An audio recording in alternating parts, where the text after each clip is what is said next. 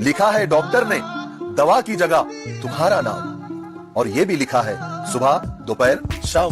सबसे पहली बात तो यह कि पता नहीं कौन सा ऐसा चूतिया डॉक्टर है जिसने मेडिसिन के बजाय किसी पर्सन का नाम लिख कर दिया है। और दूसरी बात, उसको 3 टाइम यूज करना है, तो मुझे बताओ उसको कैसे यूज करेंगे।